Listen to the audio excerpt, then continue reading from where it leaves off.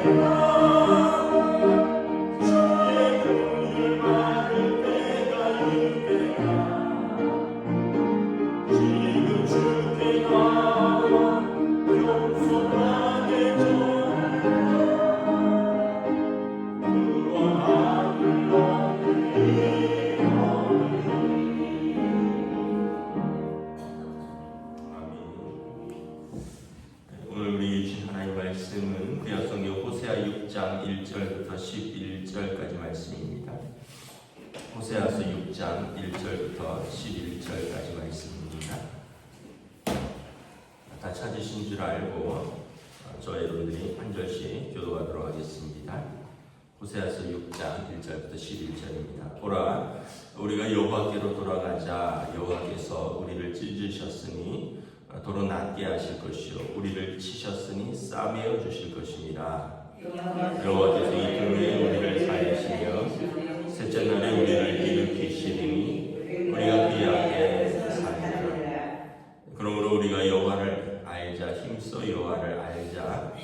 그의 나타나심은 새벽빛같이 어김없나니 비와 같이 땅을 적시는 늦은 비와 같이 우리에게 임하시리라 하니라. 에브라임아, 내가 너희 어떻게 하냐? 유다야, 내가 너희 어떻게 하냐? 너희 미래가 아침 구름이라 쉬없는 이슬 같도다. 그러므로 내가 선지자들로 그들을 치고 내 입의 말로 그들을 죽였느니 내 심판은 빛처럼 나오느니라. 나는 인애를 원하고 제사를 원하지 아니하며 언제보다 하나님을 아는 것을 원하노라. 그들은 아담처럼 언약을 어기고 거기에서 나를 반역하였느니라. 들러서 악을 행하는 자의 고리나 피 발자국으로 가득 찼도다. 강도떼가 사람을 기다린 같이 제사장의 무리가 세겜길에서 살인하니 그들이 사악을 행하였느니라. 내가 이스라엘에서 가증한 일을 보았나니 거기서 에브라임은 음행하였고 이스라엘은 더럽혀졌느니라. 함께 읽습니다. 또한 유다여, 내가 내 백성의 사로잡힘을 돌이킬 때에 내게도 출소할 일을 정하였느니라. 아멘. 할렐루야. 오늘도 하나님께서 새날을 주셨습니다. 은혜와 평강으로 함께 해주시기를 축복합니다. 1절부터 3절에 보면 호세아 선지자가 하나님께 돌아오자. 하나님은 우리를 살리시고 또 고치시고 싸매시고 회복시키시는 분이다. 우리가 하나님께로 돌아오자 라고 말씀을 합니다. 가끔 그런 생각을 할 때가 있습니다. 하나님께서 왜 그렇게 이스라엘하고 씨름하실까? 모세에게 말씀하셨던 것처럼 그냥 이스라엘 포기하고 또 다른 민족과 언약을 맺으셔서 다른 민족하고 시작을 하게 되지 왜 꼭 이스라엘인가? 이스라엘은 그렇게 반역하고 그렇게 우상숭배하고 그렇게 속썩이는데 뭐 하나님께서 어디 저쪽에 뭐 예를 들면 극동에 아침에 조용한 나라 대한민국도 있는데 왜 그 중동 한가운데 시끄러운 나라 하나를 선택하셔서 그렇게 실험을 하셨을까? 그런 생각을 해보는데 두 가지가 생각이 나더라고요. 첫째는 뭐냐 하면 그것은 하나님은 언약을 깨실 수가 없다는 거죠. 하나님은 언약을 지키시는 분이시다. 다윗에게 말씀하셨잖아요. 내가 사울처럼 너를 버리지 않겠다. 내 후손이 하나님 앞에서 어긋나면 사람 몽둥이와 인생 채찍으로 때려서라도 내가 너를 포기하지 않겠다. 그러니까 하나님은 이스라엘과 씨름하시더라도 결코 이스라엘을 놓지 않겠다는 그 언약을 천명하신 거죠. 그러면서 또 그 아버지의 마음, 부모의 마음이 생각났습니다. 여러분, 우리가 속썩인다고 자식을 포기할 수 있나요? 애가 아프다고 어디 병원에 넣어놓고 건강한 애랑 하고만 살 수 있나요?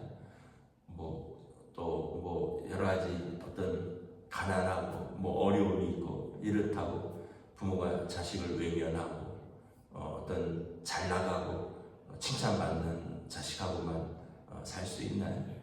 그거는 이렇게 태어나면서부터 어떻게 보면 죽을 때까지 이렇게 맺어진 관계죠.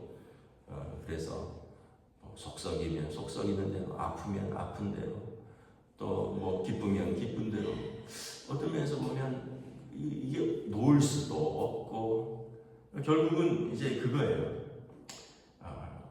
하나님과 이스라엘의 관계는 이스라엘이 돌아오는 것이 가장 정답입니다. 그래서 우리가 여호와께로 돌아가자. 여호와께서 우리를 찢으셨으나 징계를 하셨지만 돌아가면 도로 낫게 하셨을 것이다. 여호와께서 우리를 치셨으나 우리를 싸매어 주실 것이다. 어렸을 때 아버지한테 빠따를 맞은 적이 있어요. 근데 밤에 잘 때 엉덩이에다 안티프라민을 발라주시더라고요. 그 어린 마음의 속으로 때릴 때는 언제고 약 발라줄 때는 언제인가 그런 생각이 들더라고요. 그런데 그 부모의 마음이죠.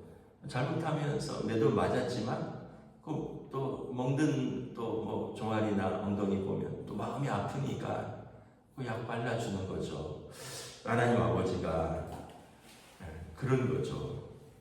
내가 다윗에게 했던 언약처럼 사람 채찍과 인생 막대기로 너희를 찢고 쳤으나 돌아오면 너희는 다시 나을 것이요 하나님이 싸매어 주실 것이고 2절에 보면 오늘은 그랬지만 이틀 후에 우리를 살리시고 셋째 날에는 다시 우리를 일으키고 우리가 그의 앞에서 살리라.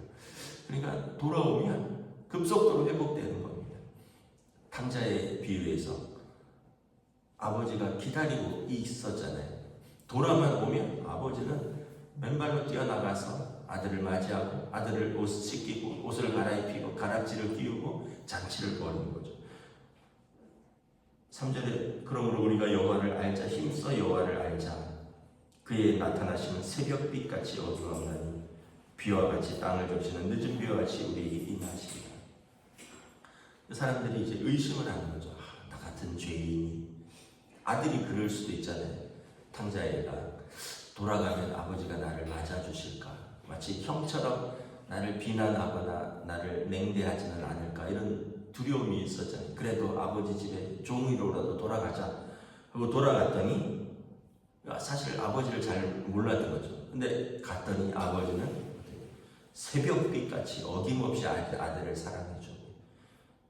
땅을 적시는 그 비처럼 풍성한 은혜를 아들에게 베풀어 주는 겁니다. 그래서 우리가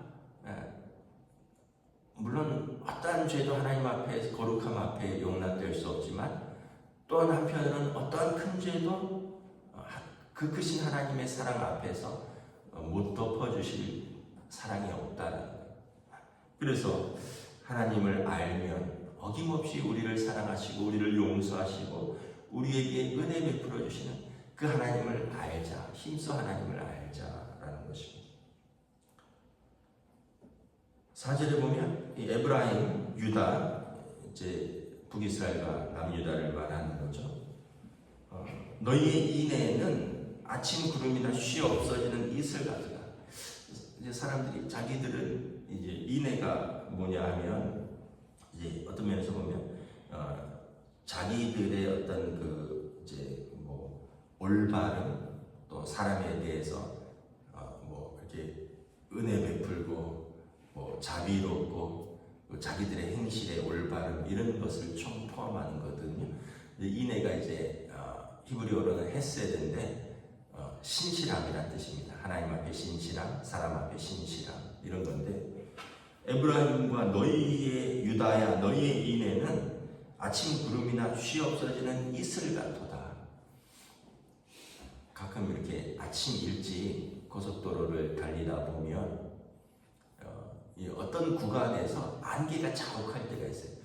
근처에 호수가 있는지 특별히 서해안 쪽으로 가다 보면 서해안 고속도로에는 바다가 가까이 있어서 아침에 막 안개가 자욱해서 막 진짜 어떨 때는 비상등을 켜고 갈 정도로 한 뭐 20-30m 앞도 안 보일 때가 있어요. 근데 참 신기한 게 10분만 지나면 싹 사라져요. 해가 쫙 뜨잖아요. 싹 사라집니다. 야, 그 짙은 안개가 해가 딱 뜨면 5절에 보면 내 심판은 빛처럼 나오느니라. 하나님이 빛처럼 임재하시면 그들의 그 알량한 인애, 아침 구름이나 쉬 없어지는 그런 이슬 같은 그들의 알량한 은혜는 하나님의 심판의 빛에 사라진다. 하나님께서 오셔서 선지자들로 그들을 치고 하나님의 말씀으로 그들을 심판하시겠다는 것입니다. 하나님이 원하시는 것은 6절, 나는 인애를 원하고 제사를 원하지 아니하며 번제보다 하나님 아는 것을 원하니라. 그들의 제사, 그들의 번제는 습관적으로 드리는 거라는 거예요. 전 진짜 하나님이 원하시는 것은 그들의 삶에서의 하나님을 아는 것, 하나님을 경외하는 것, 그리고 이웃에 대한 인애를 원한다는 거예요. 하나님을 경외하는 것도 없고 또 이웃에 대한 신실함도 없으면서 번제를 드리고 제사를 드리는 것은 하나님 보실 때 가증하다는 거죠. 여러분, 우리가 이걸 참 중요하게 생각을 해야 됩니다. 우리가 특별히 기독교인으로서, 성도로서 또 하나님 앞에서 기도하고 말씀으로 살려고 애쓰는 사람들 중에서 우리의 주변 사람들에게서 우리가 정말 예수 믿는 사람이 뭐 저러냐 이런 욕을 먹어서는 안 된다는 거예요. 왜냐하면 그것은 하나님을 경외하는 자가 오늘 말씀처럼 번제와 제사를 드리나 인애가 없어서 아침 안개처럼 사라지는 그런 믿음밖에 안 된다는 거죠. 진짜 하나님을 경외하면 8절에 보면 길앗은 악을 행하는 자의 거울이라 피발자국으로 가득 찼다. 하나님의 도성들의 사람들이 악을 행하고 그 악 때문에 피발자국으로 가득 찼다는 거예요. 또 9절에도 보면 그때 제사장들의 무리는 감독대 같다라는 거죠. 그래서 결국은 하나님 보시기에 다 악하고 사악하고 그 땅에는 피발자국으로 가득 차고 7절에 아담처럼 언약을 어기고 나를 반역하였느니라. 그래서 하나님 보실 때 지금 그 에브라임의 상태는 지금 망하기 30년 전이거든요.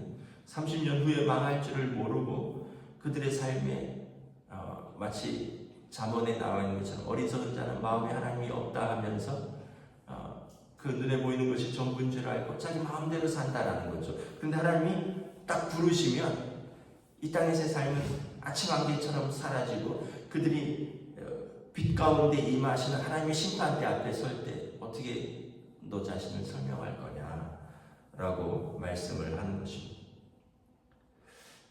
10절에 내가 이스라엘 집에서 가증한 일을 보았나니 거기서 에브라임은 음행하였고 이스라엘은 더럽혀졌느니라. 북이스라엘의 우상 숭배와 이것을 영적인 음행으로 말씀하셨다는 거죠. 하나님을 경외함이 없다라는 거예요.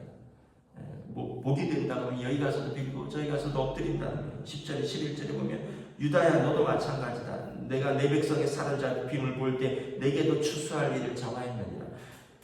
에브라임이 망할 때 유다의 추수할 날도 정해졌다는 거예요. 내 형제가 망한다고 우리는 괜찮다라고 방심하지 말라는 거예요. 그래서 결국은 722년에 북이스라엘은 아스리아에 의해서 망하는데 이제 한 150년 정도 후에 유다도 바벨론에 의해서 망하게 됩니다. 그래서 결국은 이 유다와 에브라임은 그들이 하나님 앞에서 산 날만큼 연장될 것이요. 그리고 그들의 죄가 가득 찬 그 날에 그들은 망할 것이라는 거예요. 그래서 호세아 선지자는 계속해서 돌아오라라고 말씀을 하는 거죠. 그리고 하나님이 어떤 분이신 줄 알라라는 거예요.